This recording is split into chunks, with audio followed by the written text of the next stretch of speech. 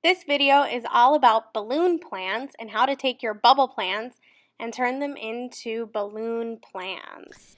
The next step after you've got your bubble plans done and everything sort of laid out where you think it will work best, then you're going to be focusing on your balloon plans. So you're going to be doing balloon plans on the outside and on the inside. First, I'm going to show you the outside. So the balloon plans are going to show you kind of where everything is. Your first step is going to be deciding the location of your house. After that, there's some things you need to consider. So here are some things to show and then things to ask yourself when you're placing your house and deciding where to put the big windows. My husband and I are we have family land that we are planning to purchase, and it is kind of in an area, it's out in the country a little bit, but right on the border of Madison. And it's on a big, big hill, and it overlooks the Capitol. So here's north, south, east, west. One thing I want you to note about the direction is that south facing gets the most sunlight all day. So areas that you want to get the most sunlight, you're going to want them to be facing south. So here is actually where the south is. The back of my house is where we're going to be doing a lot of our living. This is where the master bedroom is. This is where the living room is. This is where like the sunroom music area is. So it makes sense that all of those things face the back and face south. So that's where the best views are. And this front is facing our neighbor's property, so our dining room. We don't really need a lot of privacy there, and same with an office. So it's okay to have kind of those facing the road. I'm putting in where our driveway will be and our garage. And then if I want trees or something like that, I'm going to do that. If you want a pool in the backyard, all that kind of fun stuff. So you're thinking about where it's located. If it's going to be in a neighborhood, make sure that you put like where your neighbor's houses would be. Things like that. This balloon plan here takes this bubble plan where you kind of just did a rough sketch, and I'm drawing out nicely the overall shape of my house. You can do this on any paper. If you want to use one of your grid papers, you can try that. Remember that one square on the grid paper is equal to 1 foot. So this can actually help you when you go to do your floor plans as well. So if you wanted to do this on there, you could. But here's what's going to happen. So I've got, this is the front of my house, this is the back. So I drew in that kind of overall shape here onto this piece of paper. Now instead of, obviously my walls are not circle bubbles. So instead of that, I started to actually put in my walls and where they need to be. So here, I don't need a huge garage, even though it has 3 stalls this way. So I took some space from my garage to actually put in our mudroom and dog kennels so that my kitchen could have enough space to not be encroaching on the living room. So I'm starting to kind of walk myself through the house and put in a better draft of where things will go. So I come in my front door. This is actually the universal sign for door on floor plans. Here's my entryway. I have a door here to the office because I wanted it to be kind of private, so it's kind of tucked behind the stairs because my husband works from home and he has a lot of meetings, so it needs to be quiet. And then I've got this big open dining room. I have a post here because something needs to hold up the house, and same right here, dining room. And then it's sort of open here to my kitchen. So I've got this big wall of cabinets and fridge and my stove and things like that.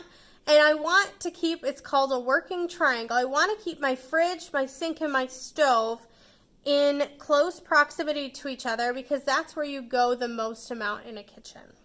So my island here looks out over the living room so that people can be sitting at the island and interacting with people in the living room.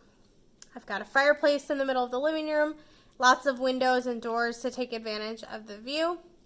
And then you're going into the music room. So the music room has big windows looking out over the Capitol. and it also has a door into my studio. And then I have a powder room right here, kind of tucked under the stairs, and that is going to help me be able to kind of entertain, and all of these people can have quick and easy access to the bathroom. So this is kind of how you're going to start thinking about where things need to go. Worry less about the measurements, only think about proportion. So proportionally, I want my living room to be quite large, and this area here doesn't have to be quite as large as the middle of the living room. So you're going to start thinking about like how much space in comparison to the things around it do these need to take up. Then I'll move to my master bedroom.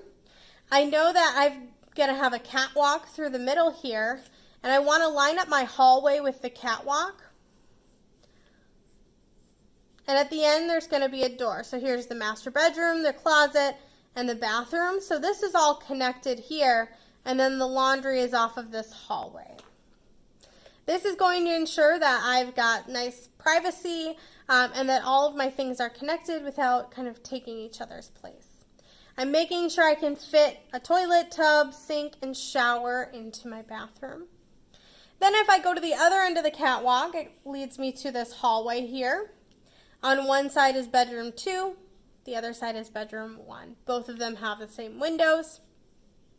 And then they have a toilet, sink, and a little area. So this is called a Jack and Jill bathroom. So the Jack and Jill bathroom, you've got doors, and their closet and sink are together, and each person has a closet and a sink, and then they share the tub and toilet. So it enables people to get ready while the other person is showering, and then take turns that way. So you're going to be doing a floor plan here, just a rough sketch. So for your balloon plans, you're going to be marking the outside shape. You're going to map out the rooms in the house using walls. Typically walls are straight lines, so you'll make sure that those are there. You're going to label the rooms and their uses.